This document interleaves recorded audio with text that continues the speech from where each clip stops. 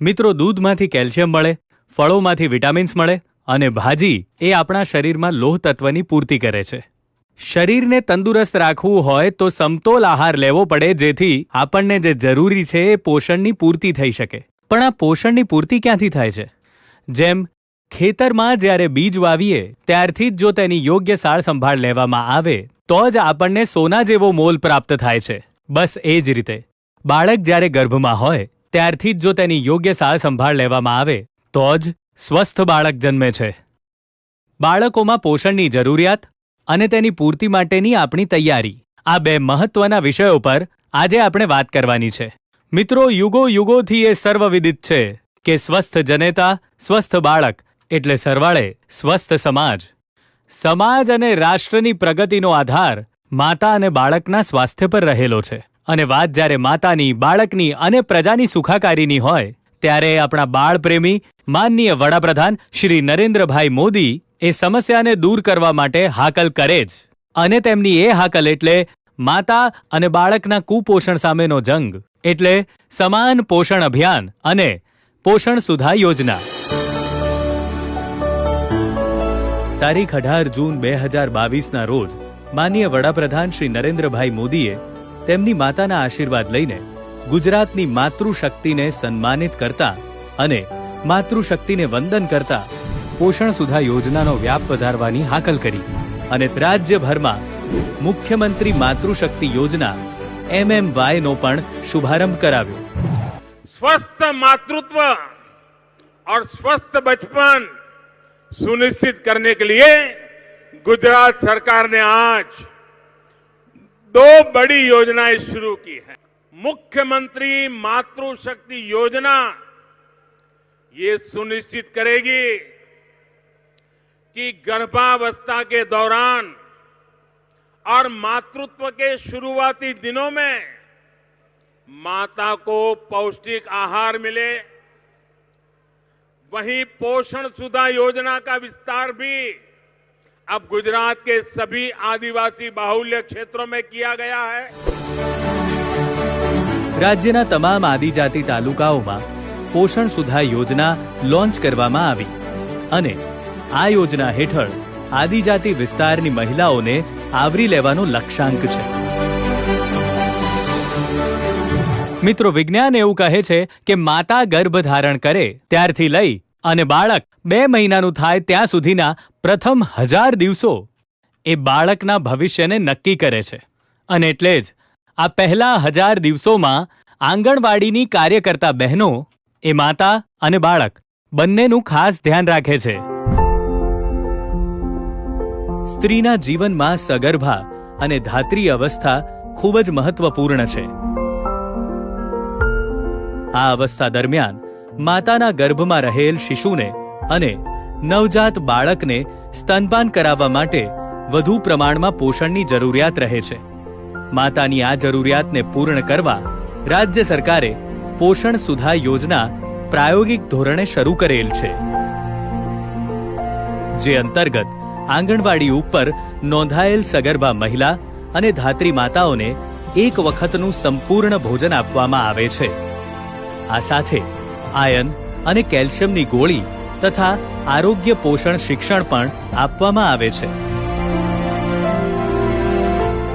આંગણવાડી કેન્દ્ર દ્વારા દર મંગળવારે સુપોષણ સંવાદ સભાનું આયોજન કરવામાં આવે છે, જેમાં ગર્ભાવસ્થા દરમિયાન અને ત્યારબાદ ઊભી થતી સમસ્યાઓ અંગે ચર્ચા કરી તેમાં કઈ કાળજી રાખવી તેનો પરામર્શ આપવામાં આવે છે.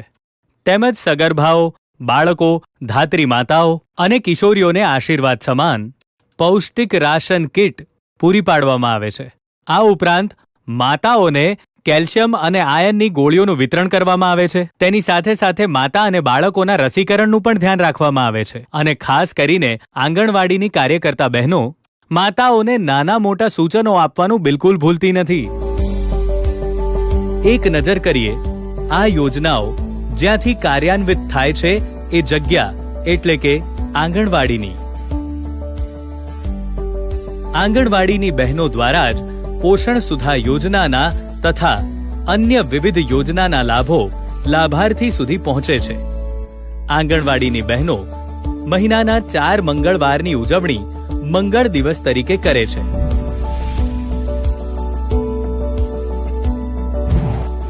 પ્રથમ મંગળવારે સુપોષણ સંવાદ કરવામાં આવે છે, જેમાં સગર્ભા માતાને બોલાવી સીમંત વિધિ થાય છે તથા સગર્ભા અને ધાત્રી માતાને કેવો ખોરાક લેવો તેની સમજ આપવામાં આવે છે.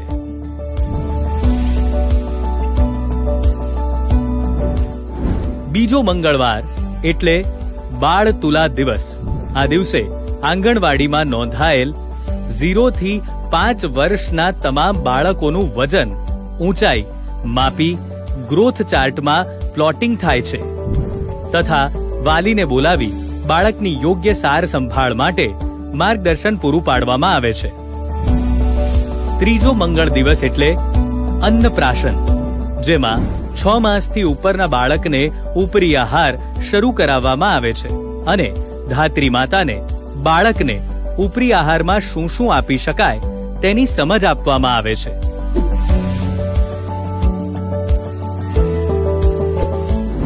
અને ચોથો મંગળવાર એટલે પૂર્ણા દિવસ, અન્ન વિતરણ દિવસ. આ દિવસે 6 માસથી 3 વર્ષના બાળકોને THR વિતરણ થાય છે, જેમાં બાલ શક્તિના પેકેટ દર મહિને આપવામાં આવે છે. 6 માસથી 3 વર્ષના બાળકોને આંગણવાડીમાંથી પૂર્વ પ્રાથમિક શિક્ષણ અને પૂરક પોષણ મળે છે. આંગણવાડીમાં નોંધાયેલ સગર્ભા અને ધાત્રી માતાને THR માતૃશક્તિના પેકેટ પ્રાપ્ત થાય છે. કિશોરીઓને પૂર્ણા શક્તિ પેકેટ વિતરણ થાય છે. પોષણ સુધા યોજના અંતર્ગત આ દિવસે સગર્ભા માતાને એક સમયનું ભોજન, આયર્ન અને ફોલિક એસિડની ગોળી અને કેલ્શિયમની ગોળી આપવામાં આવે છે. આ ઉપરાંત આંગણવાડી બહેનો સગર્ભા અને ધાત્રી માતાના ઘેર જઈ ગૃહ મુલાકાત કરે છે, તેમના પ્રશ્નો સાંભળે છે અને પરામર્શ કરી પોષણ બાબતે યોગ્ય માર્ગદર્શન આપે છે અને ધાત્રી માતાને સ્તનપાન વિશેની મહત્વની સમજ આપે છે. સગર્ભા અને ધાત્રી માતાઓને આપણે દર મહિને એમના ઘરે જઈ અને ગૃહ મુલાકાત કરીએ છીએ. ગૃહ મુલાકાત દરમિયાન આપણે એમના પ્રશ્નોને સાંભળીએ છીએ અને એમની સાથે પરામર્શન કરીએ છીએ. ખાસ કરીને પોષણ બાબતે આપણે ખાસ એમને સલાહ, સૂચન અને માર્ગદર્શન આપીએ છીએ. આંગણવાડીમાં જે પણ પ્રવૃત્તિઓ થાય છે એ તમામ માહિતીના ડેટા આપણે પોષણ ટ્રેકર એપ્લિકેશનમાં આંગણવાડી કાર્યકર દ્વારા એને ઓનલાઈન જ રિયલ ટાઈમ મોનિટરિંગ માટે આપણે એ માહિતી पोषण ट्रैकर में एंट्री करिए छे. ये जो पोषण सुधा योजना का विस्तार हुआ है, उसकी निगरानी के लिए मोबाइल ऐप बनाया गया है. 4-5 साल पहले दाहोद, वलसाड़, महिसागर, छोटा उदेपुर और नर्मदा के आदिवासी क्षेत्रों के कुछ ब्लॉक में पोषण सुधा योजना शुरू की थी. बीते सालों में आदिवासी बहनों और बच्चों पर इसके सकारात्मक प्रभाव को देखते हुए पॉजिटिव रिजल्ट मिले, उसके लिए सभी जनजातीय जिलों में इसका विस्तार किया गया. इससे हर महीने लगभग 1,36,000 आदिवासी माताओं बहनों को लाभ मिलेगा. આ યોજનાનો ઉદ્દેશ ગર્ભવતી મહિલાઓ તથા ધાત્રી માતાઓને પોષણક્ષમ આહાર મળે, આદિવાસી અને આદિજાતિની ગર્ભવતી અને માતાઓને કેલ્શિયમ અને આયર્નની ગોળીઓ મળી શકે, જેથી સ્વસ્થ માતા અને સ્વસ્થ બાળક થકી ઉજ્જવળ ભવિષ્ય નિર્માણ થાય. યોજનાનો લાભ યોગ્ય રીતે મળી રહ્યો છે કે નહીં તેના માટે એક મોબાઈલ એપ્લિકેશન પણ બનાવવામાં આવી છે, જેના થકી માતાના સ્વાસ્થ્યની દેખરેખ રાખી શકાય. આ યોજનાનો લાભ લેવા સગર્ભા માતા તથા ધાત્રી માતાનું નજીકની આંગણવાડીમાં નામ નોંધાવવું જરૂરી છે. આ યોજનાના સારા પરિણામ મળતા આવનારા વર્ષોમાં તેનો વ્યાપ વધારીને તમામ આદિજાતિ વિસ્તાર તથા જિલ્લાઓના આદિજાતિ ઘટકોમાં અમલીકરણ કરવામાં આવશે.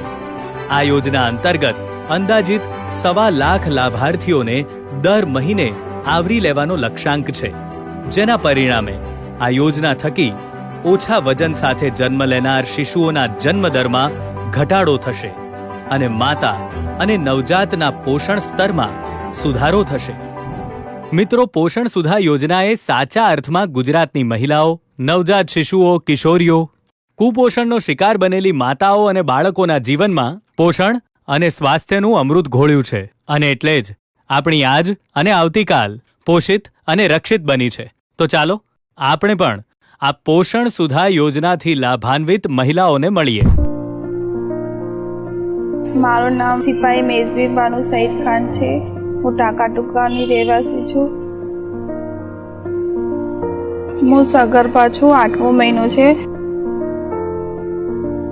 હું આંગણવાડીમાં જઉં છું.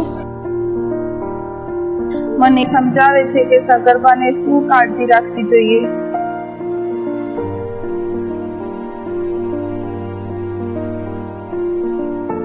મને એક ટાઈમનું જમવાનું મળે છે અને આયર્નની ગોળી મળે છે. ત્યાં મારી લોહીની તપાસ, વજન, ઊંચાઈ બધી તપાસ કરે છે.